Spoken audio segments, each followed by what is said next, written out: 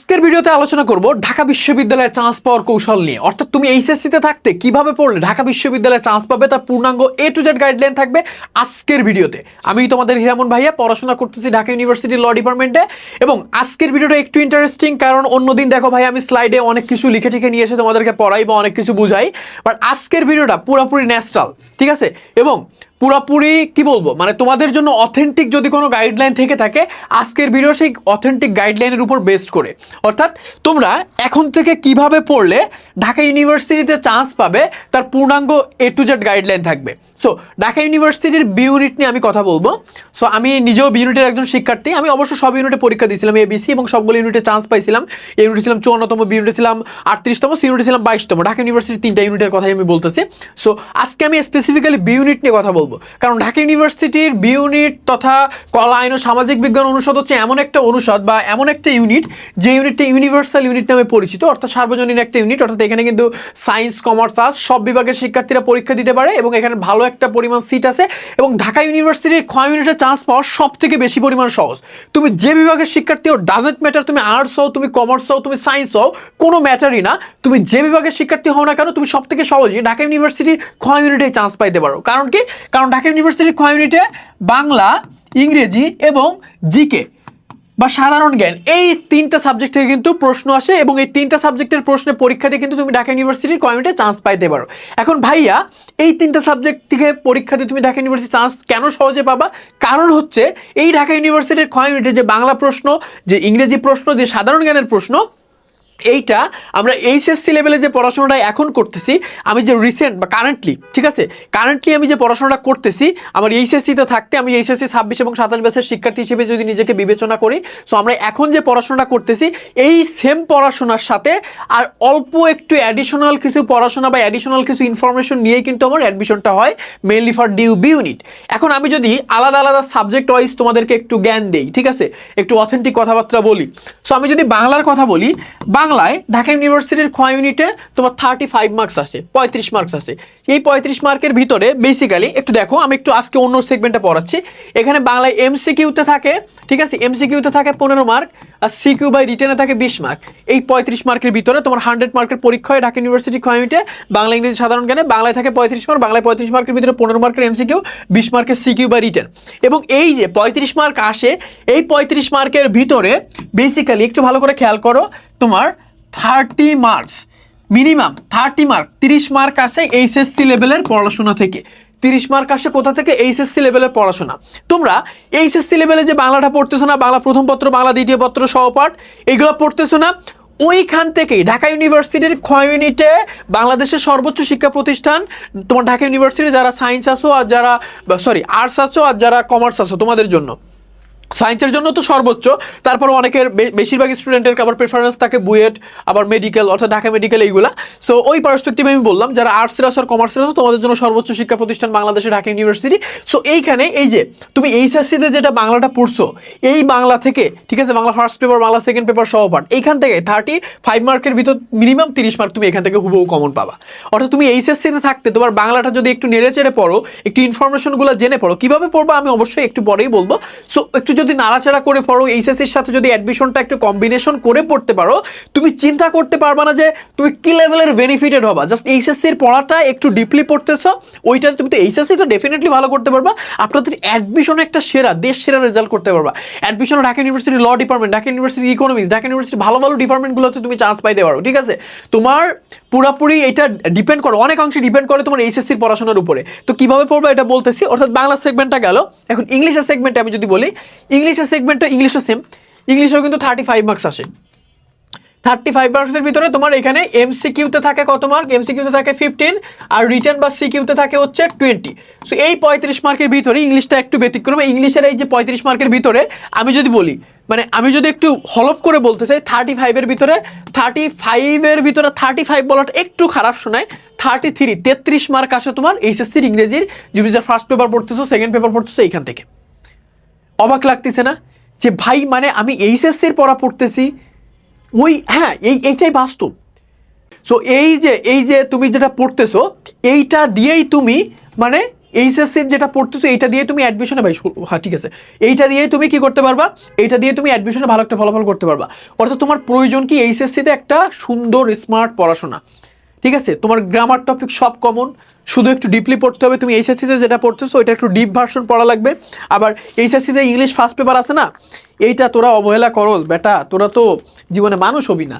এইচএসসির English first paper এমন একটা বই, যেই বইটা অ্যাডমিশনে গেম চেঞ্জার হিসেবে কাজ করে।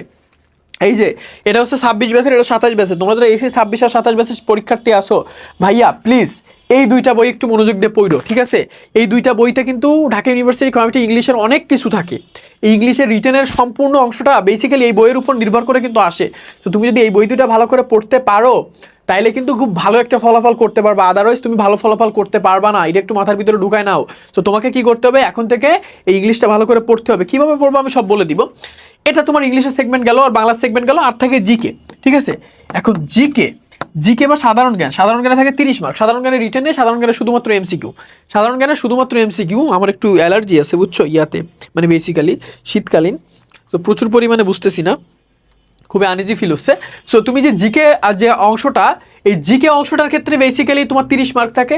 এই 30 মার্কের ক্ষেত্রে একটু ডিফারেন্ট। জিকের ক্ষেত্রে হয় কি, তোমার অ্যাডমিশন টাইমে তোমার 60% পড়া লাগে, আর 40% ইনক্লুডেড থাকে তোমার এইচএসসি যে গ্রুপ সাবজেক্টগুলো আছে, যে তোমার অর্থনীতি বলো, ইতিহাস বলো, পৌরনীতি বলো, সমাজ বিজ্ঞান বলো, বা তোমার সমাজকর্ম বলো, বা লজিক টজিক বলো, বা আইসিটি টাইটি বলো, এইগুলোর সাথে তোমার মোটামুটি 40% কানেক্টেড থাকে ঢাকা ইউনিভার্সিটির খ ইউনিটের জিকের। আর বাকি বেশি যে মেসিভ অংশটা থাকে এটা অ্যাডমিশন টাইমে পড়তে হয়। সো জিকে যথেষ্ট সহজ একটা টপিক, একটু ডিপলি পড়তে হয়। সহজ টপিক বলে যে সাইডে দিবা এরকম হবে না। এই বছর কিন্তু ঢাকা ইউনিভার্সিটি কমিউনিটি জিকে যথেষ্ট পরিমাণ কঠিন করছে, যথেষ্ট পরিমাণ টাফ করছে, বুঝছো? সো এটা হচ্ছে ব্যাপার। সো তোমাদের কিন্তু জিকেটায় অবশ্যই গুরুত্ব দিয়ে পড়তে হবে অ্যাডমিশন টাইমে। বাট এখন থেকে তোমাকে ইংরেজি আর বাংলা পড়তে হবে, কারণ ম্যাক্সিমাম ঢাকা ইউনিভার্সিটি যারা ফেল করবে এদের 90 থেকে 95% শিক্ষার্থী ফেল করে ইংরেজি আর বাংলায়, মেইনলি ইংলিশে মিনিমাম 90% ফেল করে।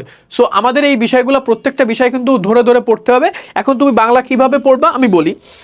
এটা হচ্ছে ঢাকা ইউনিভার্সিটি কমিটির আমাদের যে প্লাটিনাম রিটার্ন বুক, ঠিক আছে? এটা এবছর 25 ব্যাচের জন্য ছিল। সো এখানে তুমি বাংলা যখন পড়বা, তুমি বাংলা ধরো পড়তেছো অপরিচিত গল্পটা। এখন অপরিচিত গল্পটা এইচএসসি লেভেলে যে এমসিকিউ গুলো আসে মেইনলি সারফেস থেকে আসে, অর্থাৎ ভাষা আছে। বাট তুমি এখন একটা প্রশ্ন ব্যাংক কিনো। প্রশ্ন ব্যাংক কিনে তুমি যখন অপরিচিত গল্পটা পড়তেছো ফর এইচএসসি, তখন তুমি ওই অপরিচিত গল্পটা পড়ার পরে তুমি কিছু এমসিকিউ সলভ করো অ্যাডমিশনে। ভাই এটা লাগবে, এটা না এলে পারবা না, কারণ তুমি ঢাকা ইউনিভার্সিটি চান্স পাবো, বাংলাদেশের সর্বোচ্চ শিক্ষা প্রতিষ্ঠান তোমার জন্য। তো এখানে চান্স পাবা, তুমি তো বাতাসে উড়ে চান্স পাবা না। পরীক্ষার পরে কান্নাকাটি করবা। এবছর পরীক্ষার পরে প্রচুর পরিমাণ ফলাফল কান্নাকাটি করছে। সো পরিশ্রমটা আগে। 90 জন 100 জনের ভিতরে 90 থেকে 95 জন শিক্ষার্থী আবার বলছে ভাই আমার প্রি অ্যাডমিশন করা উচিত ছিল, আমার ঢাকা ইউনিভার্সিটি ভর্তি পরীক্ষার যে টাইমটা আমরা পাই এইচএসসির পরে 4 মাস, ওর আগে থেকেই আমার এইচএসসি লেভেল থেকেই আমার অ্যাডমিশনের জন্য প্রিপারেশন নেওয়া প্রয়োজন ছিল। আমি ভুল করছি, আমি আমার জুনিয়রদের সাজেস্ট করি তারা যেন আগে থেকে প্রি অ্যাডমিশনটা নেয়, মানে অ্যাডমিশনের পূর্ব প্রস্তুতিটা নেয়। ভাই এটা খুবই নেসেসারি। সো আমার এই জিনিসগুলো অবশ্যই মাথার ভিতরে রাখতে হবে। আমি যদি এই জিনিসগুলো মাথার ভিতরে থেকে কোনোভাবে সরাই ফেলে আমি চান্স পাবো না। সিম্পল অ্যাজ দ্যাট, আমার কিচ্ছু করার নাই, ঠিক আছে? সো ওইভাবে তুমি বাংলার প্রত্যেকটা গল্প বা প্রত্যেকটা যখন কবিতা পড়বা বা সহপাঠ পড়বা, তখন তুমি যা সুন্দর মতো করে একদম সুন্দর সিম্পলি যে ওয়েটা, এই সিম্পল ওয়েতে তুমি এইচএসসির এমসিকিউর পাশাপাশি অ্যাডমিশনের প্রশ্ন ব্যাংক কেন, যে কোনো একটা প্রশ্ন ব্যাংক কিনে ওইখান থেকে সলভ করো, ঠিক আছে? আর এই যে রিটেন বইটা, এই রিটেন বইটার কথা না বললে না, রিটেন বইটা আমাদের আর 100 কপি মতো আছে, 100 কপি মতো আছে। সেই 100 কপি মোটামুটি এটা মূলত আমাদের পেইড ব্যাচের শিক্ষার্থীরা পাইতো অ্যাডমিশনের সময়, বাট আমাদের 100 কপি থেকে গেছে, ঠিক আছে? মানে রয়ে গেছে রিমেইনিং। আমরা তো কয়েক হাজার বই ছাপাইছিলাম, সো 100 কপি এখনও আছে। তোমরা যারা এইগুলো এখন পারচেস করতে চাও, কারণ তোমাদের 26 ব্যাচ বা 27 ব্যাচের জন্য এই বইটা আসবে এখনও 1.5 বছর পরে, 26 ব্যাচের জন্য এখন এই বইটা আসবে মিনিমাম 7 বা 8 মাস পরে। তো তোমরা যারা একটু অ্যাডভান্স প্রিপারেশন নিতে চাও, এই বইটা তোমরা অর্ডার করে রাখতে পারো, ঠিক আছে? অর্ডার করে জাস্ট 100 মতো কপি মতো আছে, এগুলো ওই বইটা রাখতে পারো। Dhabi platinum return book powered by স্বপ্ন ঢাবি, ঠিক আছে? যথেষ্ট স্ট্যান্ডার্ড একটা বই ঢাকা ইউনিভার্সিটি কমিটির জন্য, রিটার্ন পার্টের জন্য এটা মূলত। আর আমি যদি এবার ইংলিশের কথা আসি, ইংলিশের কথায় তুমি যে গ্রামাটিক্যাল টপিকগুলো পড়তেছো, ওই সব গ্রামাটিক্যাল টপিক তুমি এইচএসসির জন্য প্র্যাকটিস করো, সাথে তুমি অ্যাডমিশনের জন্য যে প্রশ্ন ব্যাংক কিনবা ওইখান থেকে কয়েকটা করে এমসিকিউ প্র্যাকটিস করো। প্রশ্ন ব্যাংক একটা কিনা লাগবে, যে কোনো একটা প্রশ্ন ব্যাংক কিনো। সব প্রশ্ন ব্যাংক 19-20 পার্থক্য, একই জিনিস, কেউ বইলো না ভাই কোনটা কিনবো, জিনিস সব একই। বিগত বছরের প্রশ্ন ব্যাংক মানে বিগত বছরের প্রশ্ন, এখানে মানে খুব বেশি আহামরি কিছু নাই। ওরা জাস্ট তুমি তোমার প্র্যাকটিসের জন্য, তোমার নলেজটা তুমি টেস্ট করার জন্য, ঠিক আছে? তুমি বুঝলা যে এখন থেকে এইচএসসি থেকে জেনে রাখলা যে অ্যাডমিশন অ্যাকচুয়ালি কি আসে, বুঝছো? এ হচ্ছে ব্যাপার। সেই জিনিসটা একটু মাথায় রাখবা যে মানে যেভাবে বললাম আর কি, এই ক্ষেত্রে তোমরা ইংলিশটাকে একটু প্রায়োরিটি দেওয়ার ট্রাই করবা, মেইনলি ইংলিশ ফার্স্ট পেপার, কারণ রিটেন পার্ট এইখান থেকে প্রশ্ন আসে 20 মার্কের ভিতরে মিনিমাম 15 মার্ক আসে। ইংলিশের যে প্রত্যেকটা প্যাসেজ একটু ভালো করে পড়তে হবে, প্রত্যেকটা সেগমেন্ট, প্রত্যেকটা ভোকাবুলারি অনেক ভালো ভালো করে পড়া লাগবে। এবং এই জিনিসগুলো তোমরা ভুল করো না, এগুলো ভালো করে পড়ো, এটা খুবই ইম্পর্টেন্ট। তুমি ভিডিওটা শেয়ার করে রাখতে পারো, ভুলে যাবা তুমি, ঠিক আছে? আর ইংলিশ সেকেন্ড পেপার আর ফার্স্ট পেপারের কথা বললাম। এবার যদি আমি জিকের কথায় আসি, জিকের কথা আছে তোমার গ্রুপ সাবজেক্ট যতগুলো আছে, তোমার গ্রুপ সাবজেক্ট সবার তো আর ধরো সব সাবজেক্ট থাকে না, তোর কারো ভূগোল, অর্থনীতি, পরিণীতি আছে, তার আবার যুক্তিবিদ্যা নাই। সো যার যেটা আছে ঠিক আছে, তোমরা সেইটা নিয়েই আগাও, সেইটাই পড়ো, সেইটাই ভালো করে পড়ো। যার যেটা আছে সেইটাই ভালো করে পড়ো। ওইগুলো পড়লে ওখান থেকে মোটামুটি জিকে 30%, মানে মিনিমাম 30% কভার হয় আমার যতটুকু জানা হয়, ঠিক আছে? তো মিনিমাম 30% কভার হবে।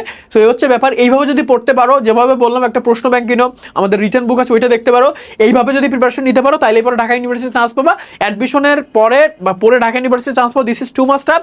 ঢাকা বিশ্ববিদ্যালয়ে চান্স পাইলে আবার কার্জনালের ভিডিও দেখে আবার ঢাকা বিশ্ববিদ্যালয়ে চান্স পায় না, ঠিক আছে?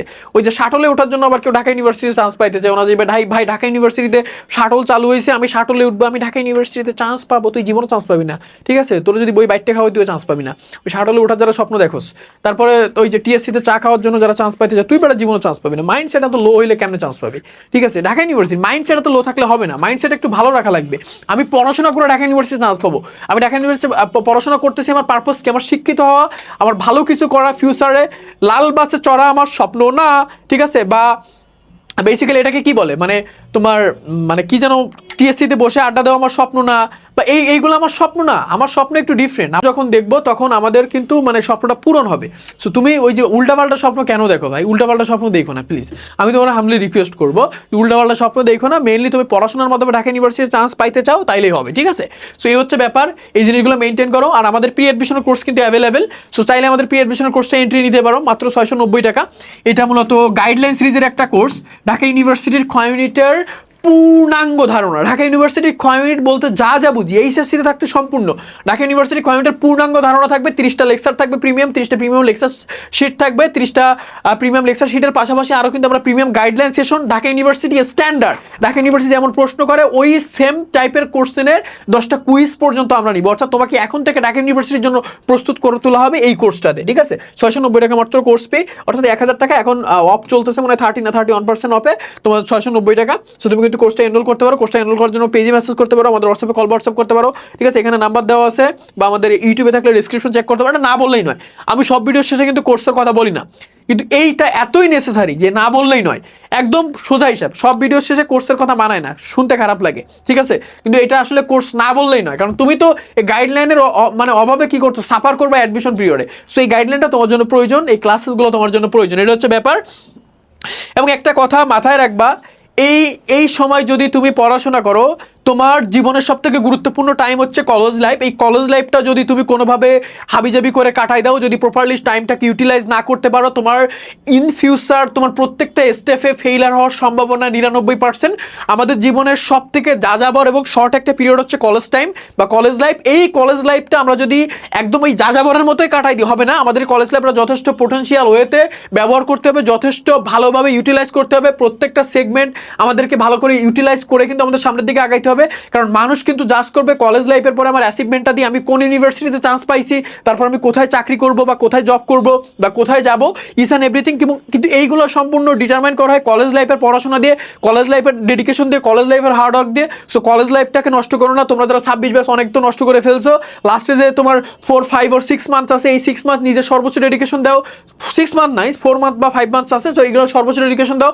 27 ব্যাচ তোমাদের কিন্তু এখনো 1 ইয়ার আছে, সর্বোচ্চ ডেডিকেশন দাও। নিজের সর্বোচ্চ ডেডিকেশন দিয়ে যখন পড়াশোনা করবা, কলেজ লাইফ যখন ফ্রুটফুল করবা, তুমি জীবনে সফল হইতে পারবা, পড়ালেখার মাধ্যমে কিছু করতে পারবা, জীবনের প্রত্যেকটা স্টেজে তোমার সফলতা আসবে। মাইন্ডসেট বদলাও, আগের মাইন্ডসেট থেকে বের হয়ে আসো।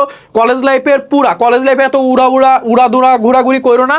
অনেক তুমি পাবলিক দেখবা যে উড়াদুরা ঘোরাঘুরি করে কলেজ লাইফে, আফটার এইচএসসি সবগুলো হারায় যায়, ঠিক আছে? এমন ডাউনফল তুমি দেখবা। সো ওই ডাউনফলের থেকে বাঁচতে এখন নিজেকে একটু সেপারেট করো, অন্যদের সাথে কথা বলো না, একটু অসামাজিক থাকো। সবসময় সামাজিক হইলে হয় না, মাঝে সাথে অসামাজিক থাকেও জীবনের খুব অসাধ্যকে সাধন করতে হয়। সো অসামাজিক হয়ে যাও, একটু অসামাজিক হয়ে তুমি তোমার ফ্রেন্ডের সাথে আড্ডা কমায় তুমি এখন নিজেকে রিবিল্ড করার ট্রাই করো, নিজের সর্বোচ্চ ইফোর্ট দাও, 26 সালে নিজেকে বস বানাও, নিজের ভিতরে কোনো কমতি রাখো না। দ্যাট ইজ দ্য থিং, এটা হচ্ছে মাথায় রাখবা, ঠিক আছে? All the best SSC 26 and 27 batch. Mindset বদলাও, জীবন বদলে যাবে, দুনিয়া বদলে যাবে, ঠিক আছে? আর ইউটিউবে যুক্ত হয়ে যাও, সাবস্ক্রাইব করে রাখো, যে চ্যানেলে তুমি দেখো না কেন, ফেসবুক পেজে থাকলো সেম, ঠিক আছে? All the best, love you all guys, love you from Hiramon ভাইয়া।